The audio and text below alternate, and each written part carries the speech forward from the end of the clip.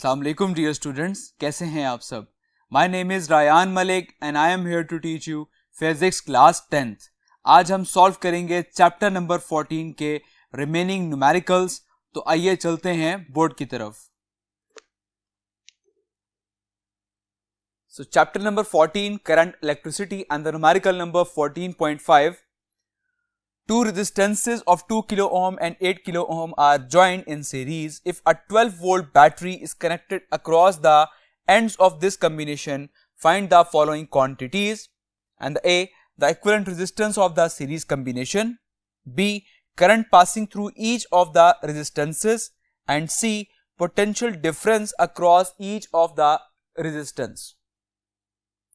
इस न्यूमेरिकल में हमसे कहा गया है कि टू रेजिस्टेंस हैं जो कि 2 किलो ओम और 8 किलो ओम रेजिस्टेंस इसकी वैल्यूज हैं और ये सीरीज में अटैच्ड हैं और इसके साथ एक 10 वोल्ट की बैटरी कनेक्टेड है जो कि इसको 10 वोल्ट सप्लाई दे रही है। और हमसे कुछ क्वांटिटीज कहा गया है फाइंड आउट करने को। A, that is equivalent resistance, and B, the current passing through each of the resistance, मतलब मींस कि आपने हर रेजिस्टेंस का करंट सेपरेटली फाइंड आउट करना है। And the C, potential difference across each of the resistance, तो आपने हर रेजिस्टेंस के अक्रॉस आपने पोटेंशियल डिफरेंस भी फाइंड आउट करना है। Okay, so first of all हम डाटा नोट डाउन कर लेते हैं। हमें R1 रेजिस्टेंस गिवन है that is 2 kilo ohm. Kilo की वैल्यू होती है 10⁻³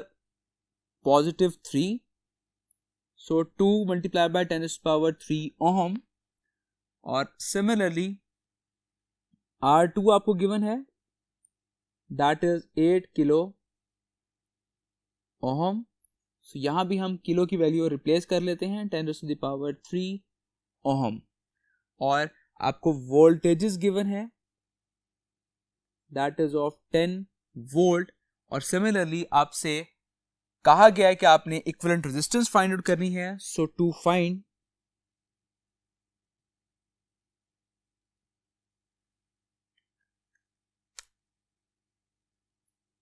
ए पार्ट में हमसे कहा गया है कि आपने इक्विवेलेंट रेजिस्टेंस फाइंड आउट करनी है और बी पार्ट में हमसे कहा गया है कि current passing through each of the resistances, कि आपने हर रेजिस्टेंस के अक्रॉस आपने करंट फाइंड आउट करना है। तो यहां पर दो रेजिस्टेंस अटैच हैं, मींस कि आपने दो करंट फाइंड आउट करने हैं। लेकिन क्योंकि रेजिस्टेंस सीरीज में अटैच हैं और सीरीज में करंट सेम होता है, दैट्स वाई यहां पर हम I1 और I2 सेपरेटली फाइंड आउट नहीं करेंगे, हम सिर्फ एक I करंट फाइंड आउट करेंगे और वही करंट पास होगा R1 रेजिस्टेंस में भी और R2 रेजिस्टेंस में भी। क्लियर। सो बी पार्ट में हमने सिर्फ करंट I फाइंड आउट करना है and the c part is the potential difference across each of the resistance, और आपने हर रेजिस्टेंस के अक्रॉस आपने पोटेंशियल डिफरेंस भी फाइंड आउट करना है। So see that is V1 is the potential difference across R1 resistance, and similarly V2 is the potential difference across R2 resistance। तो ये डाटा हमने कैलकुलेट करना है। आई होप ये डाटा आपको समझ आ गया होगा। सो अब हम नेक्स्ट बोर्ड पर इसको सॉल्व करते हैं। So now the solution is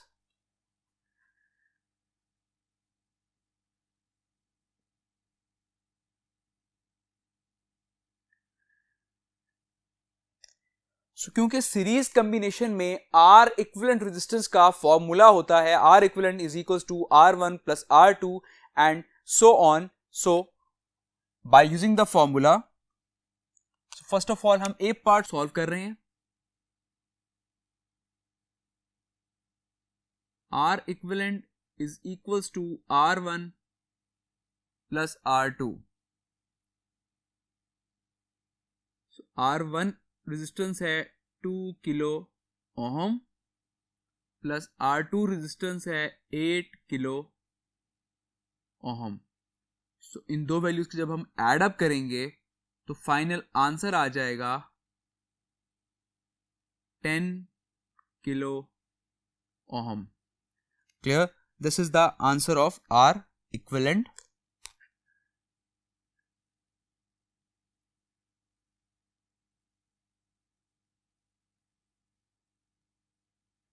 similarly b part में हमसे कहा गया है कि करंट फाइंड आउट करना है.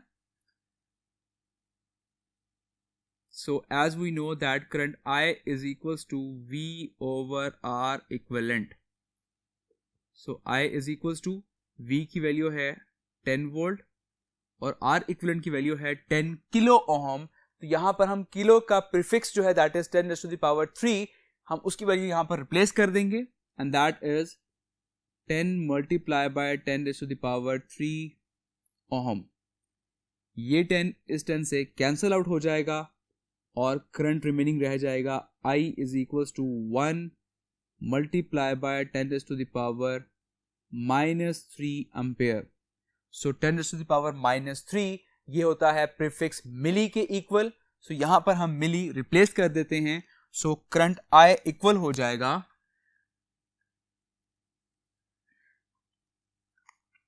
I is equals to 1 milliampere. Clear? This is the answer of current. So ये करंट पास आउट हो रहा है उन दोनों रेजिस्टेंस में से. Now the C part, which is the potential difference across each resistance. So V1 is equals to I R1. So, इसमें अगर हम वैल्यूज पुट करें, I की वैल्यू है 1 milli ampere, 1 multiply by 10 raised to the power, milli की value 10 की power -3 और resistance R1 था 2 किलो ओम, तो 2 multiply by 10 raised to the power 3. So further इसको जब हम मल्टीप्लाई करेंगे तो आंसर आ जाएगा 2 volts. So this is V1. This is the potential difference across R1 resistance. Similarly हम V2 कैलकुलेट करेंगे. So V2 is equals to I R2 and V2 is equals to I की value है 1 multiply by 10 की power -3 और R2 की value है 8 multiply by 10 raised to the power 3. इसको जब मल्टीप्लाई करेंगे तो फाइनल आंसर आ जाएगा आपके पास 8 volts. This is the potential difference across R2 resistance. So I hope ये न्यूमेरिकल आपको समझ आ गया होगा. So now move to the next numerical and that is 14.6. Two resistances of 6 kilo ohm and 12 kilo ohm are connected in parallel. A 6-volt battery is connected across its end. Find the values of the following quantities. A. Equivalent resistance of the parallel combination. B. Current passing through each of the resistances. And C. Potential difference across each of the resistance. So same with the previous numerical, यहाँ पर भी 2 resistance attached हैं and that are 6 kilo ohm and 12 kilo ohm और ये parallel attached हैं. Okay यहाँ पर ये parallelly combined है और इनके साथ एक 6 volt की बैटरी भी कनेक्टेड है. सो हमने कुछ क्वांटिटीज फाइंड आउट करनी है. A equivalent resistance and B कि आपने हर रेजिस्टेंस के अक्रॉस आपने करंट भी मेजर करना है और C आपने हर रेजिस्टेंस के अक्रॉस आपने पोटेंशियल डिफरेंस भी फाइंड आउट करना है. सो फर्स्ट ऑफ ऑल हम डाटा नोट डाउन कर लेते हैं. A में आपने R equivalent resistance find out करनी है and the B which is current. So I1 current is the current across R1 resistance and I2 current is the current across R2 resistance. Similarly C part में हमने potential difference find out करना है which is V1 is the potential difference across R1 resistance and V2 is the potential difference across R2 resistance. Clear? I hope ये data आपको clear हो गया होगा. So next board पर इसको हम solve करते हैं. So now the solution is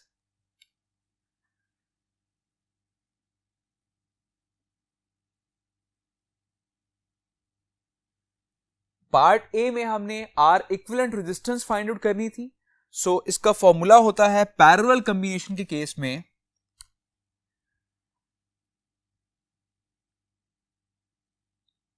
1 over R equivalent is equals to 1 over R1 plus 1 over R2. So इसमें हम वैल्यूज पुट करते हैं 1 over R equivalent and that is equals to 1 over R1 resistance है 6 kilo ohm plus R2 resistance है यहाँ पर 12 kilo ohm. और similarly जब इसको हम फर्दर सॉल्व करेंगे, यहाँ पर अगर इसका आप एलसीएम लें तो 12 नीचे आ जाएगा और यहाँ आ जाएगा 2 plus 1 and further 1 over R equivalent is equals to 3 by 12. So 3 1s are 3 and 3 4s are 12. So 1 over R equivalent is equals to 1 by 4. Similarly हमने R equivalent find करना है तो हम दोनों को इन्वर्स कर देते हैं। R equivalent is equals to 4 kilo ohm. So this is the answer of R equivalent resistance in a parallel combination.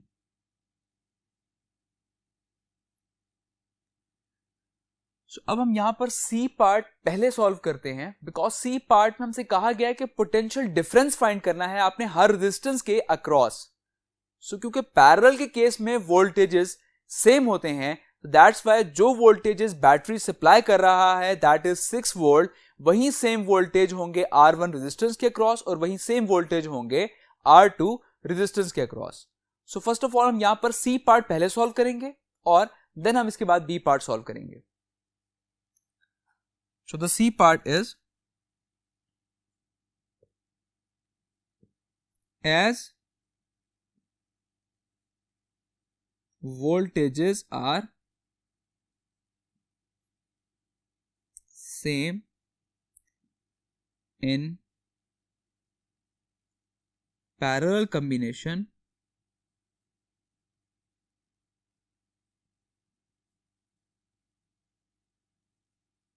so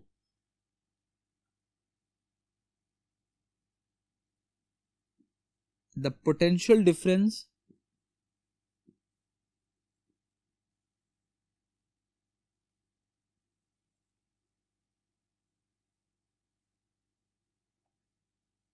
across the resistances are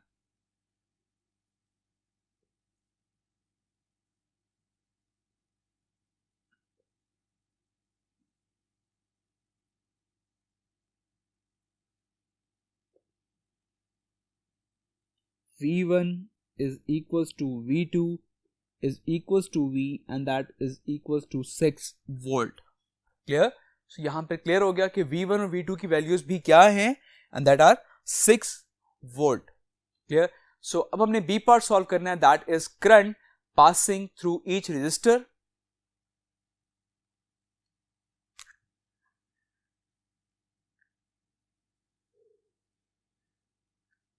So the current passing through each resistor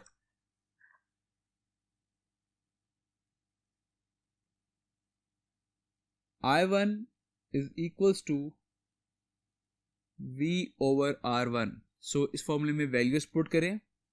I1 is equals to V की value है 6 और R1 की value है 6 kilo ohm. सो kilo की value that is 10 raised to the power 3. सो 6 से cancel out हो जाएगा और I1 का आंसर आ जाएगा 1 multiply by 10 raised to the power -3 ampere. और similarly I1 is equals to 1 10 raised to the power -3 that is equals to milli. So इसकी जगह आ जाएगा milli ampere. So this is the current through R1 resistance.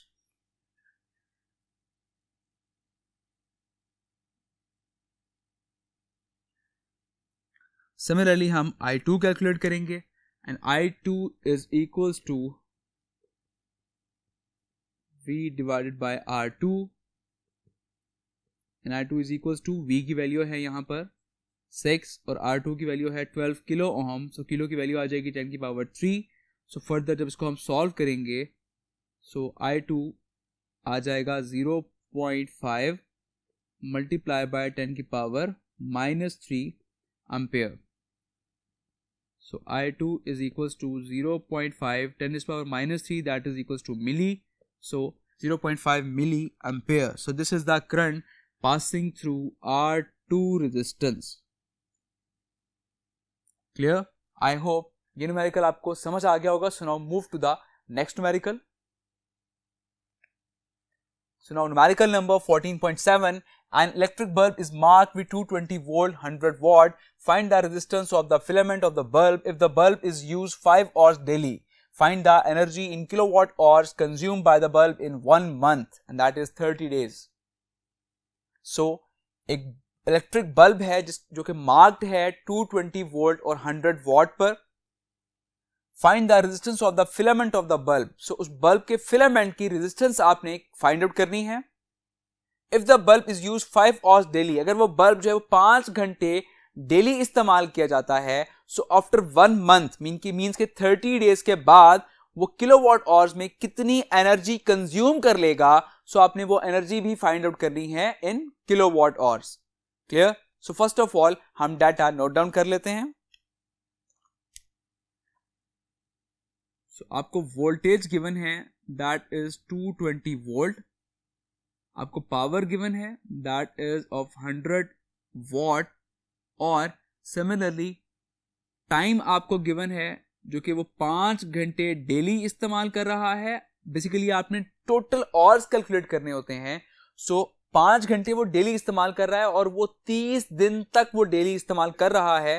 So that mean अगर हम उन 30 days में 5 hours plus 5 hours plus 5 hours calculate करें, सो हम इसको मल्टीप्लाई कर देंगे सिंपल 30 के साथ, तो हमारे पास पूरे मंथ के आवर्स आ जाएंगे, and that is of 150 hours. Okay, so आपने फाइंड क्या करना है? सो टू फाइंड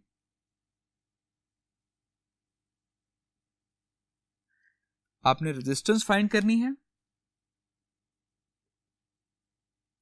और आपने एनर्जी फाइंड करनी है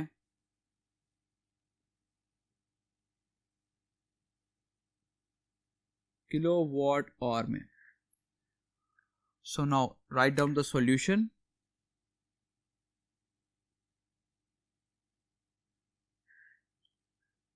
As we know that power is equals to voltage multiplied by current, that P is equals to VI. So similarly, according to Ohm's law, V is equals to IR होता है, और हम ये discuss कर चुके हैं कि I is equals to V over R. So हम I की जगह पर इसकी वैल्यू रिप्लेस करते हैं. So now power becomes V dot I की जगह पर आ जाएगा V over R. So further जब ये मल्टीप्लाई होगा तो वोल्टेज और वोल्टेज मल्टीप्लाई होकर ये बन जाएगा वोल्टेज का square.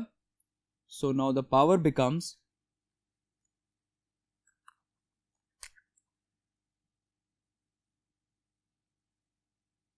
V square over R. इसमें वैल्यूज पुट करते हैं. पावर गिवन है दैट इज 100 वॉट, और सिमिलरली आपको वोल्टेजेस गिवन है दैट इज ऑफ 220 होल का स्क्वायर, और रेजिस्टेंस हमने कैलकुलेट करनी है. सो मैं रेजिस्टेंस को रिप्लेस कर देता हूं 100 से. सो R इज इक्वल्स टू 100 यहां पर रिप्लेस हो जाएगा. सो ऊपर है 220 का square. So can I right here 220 multiply by 220. सो ये 0 इस 0 से कैंसिल और ये 0 इस 0 से कैंसिल हो जाएगा. सो 22 multiply by 22 it becomes 484 ohms. So this is the resistance of the filament of the bulb.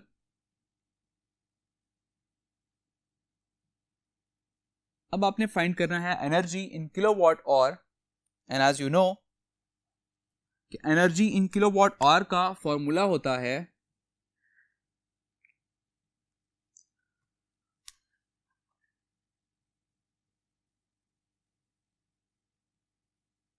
Energy in kilowatt hour is equals to watt multiplied by time divided by 1000. और यहां पर time जो है वो hours में होना चाहिए. Okay, सो हमें वॉटेज गिवन है, दैट इज 100 वॉट, और हमने टाइम भी ऑर्स में कैलकुलेट कर लिया था, that is of 150 ऑर्स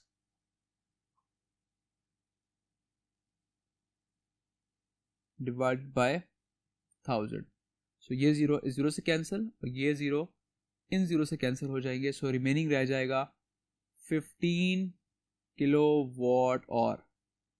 so this is the energy which consume in 1 month, and that is 15 kilowatt hour.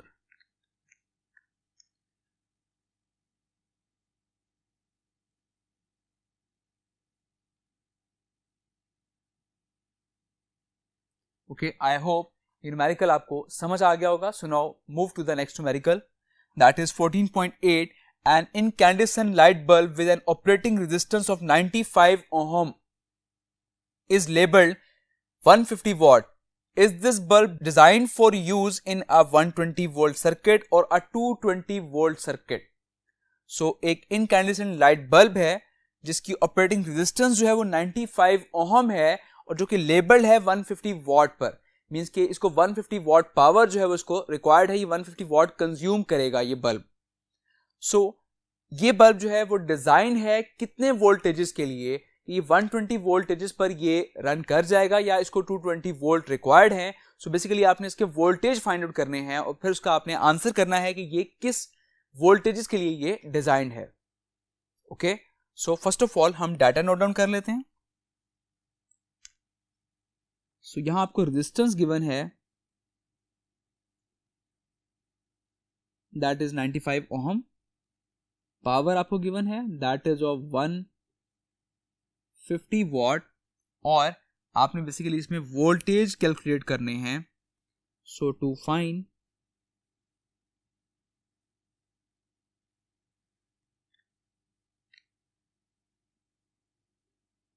voltage, so now write the solution.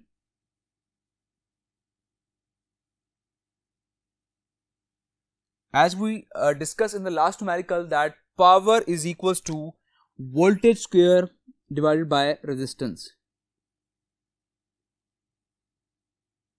So क्योंकि आपको यहाँ पर वोल्टेज रिक्वायर्ड है तो रेजिस्टेंस यहाँ डिवाइड हो रही है, हम इसको यहाँ जाकर मल्टीप्लाई करवा देते हैं. सो द फॉर्मूला बिकम्स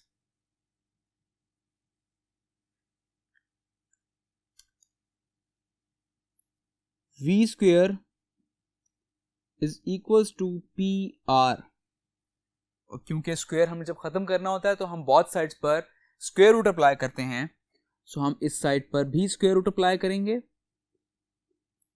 और इस साइड पर भी स्क्वायर रूट अप्लाई करेंगे. स्क्वायर रूट से कैंसिल हो जाएगा. So the V is equals to under root PR. सो इस फॉर्मूले में जब हम वैल्यूज पुट करेंगे और इसको फर्दर सॉल्व करते हैं, so now V is equals to under root power आपके पास गिवन है 150 वॉट मल्टीप्लाई बाय रेजिस्टेंस आपको गिवन है 95 ओम.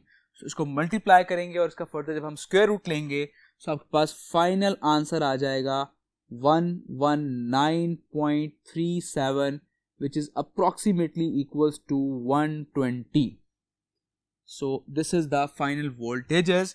So that's why we can say that this bulb is designed for 120 volt. उनके आंसर से clear हो गया है कि ये 120 वोल्टेजेस के लिए ये बल्ब डिजाइन है. Okay, so now right the result.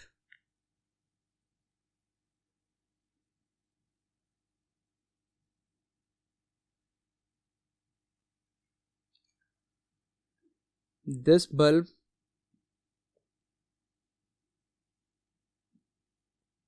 is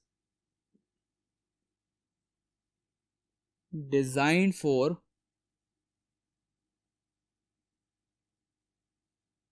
120 volt circuit.